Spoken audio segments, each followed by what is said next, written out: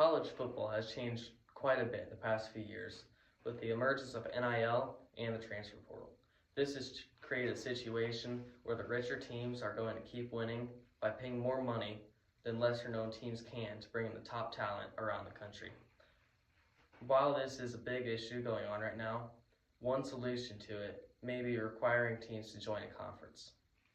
While forcing some teams might seem like a good idea to most people, there are some people that argue against forcing teams to join a conference.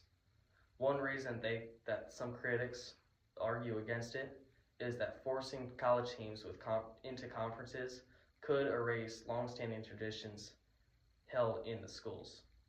They also argue that many colleges would have to completely work out new TV deals, brand deals, financial systems, and this would be a lot to change in the little amount of time that they would have to switch conferences. There are also some teams that geographically it just doesn't make sense for them to join a conference in areas where they do not have a lot of similar schools around them, and they would have to either join a conference who has opponents of much lesser competition than they have, or they would have to travel a very long ways to play the same level of competition that they are right now. Although the critics who argue against requiring college teams to join a conference have some very good arguments, with the new college football playoff system with 12 teams making it into the playoffs, it makes it extremely unfair towards colleges who have already joined a conference.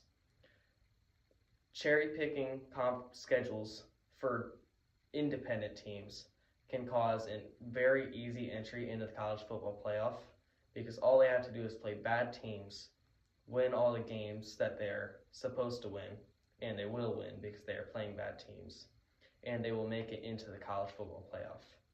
Once they make it into the college football playoff, they earn money for their schools the deeper they get into the playoffs. So the first game they earn $3 million for their school. The next game they earn another $3 million for their school. The next game they will earn something like $6 million for the school.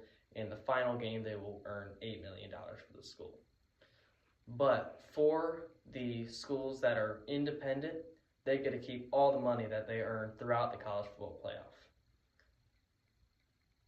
Because they get to earn all the money and keep it all, it makes it unfair. The teams that are in a conference already have to split the money through their conference. So they really get a lot less money than the teams who joined an independent or are independent. So this year, 2 teams made the college football national championship. Those 2 teams are Ohio State and Notre Dame. Ohio State is in a conference called the Big Ten, who has about 18 members this year. After all the money was split throughout the Big Ten, Ohio State made $2.56 million. Notre Dame, however, is an independent school. Notre Dame kept all $20 million for their own football team, and they now have free use over how they spend that $20 million. They can buy players, will offer players NIL money, and this will draw a lot more good prospects to their school than other schools can get because they just don't have the money to pay for the players that will come in with the new NIL system. Data on how much money Ohio State and Notre Dame gained through the college football playoff was obtained through Sportskeeda and Irish Tribune websites online.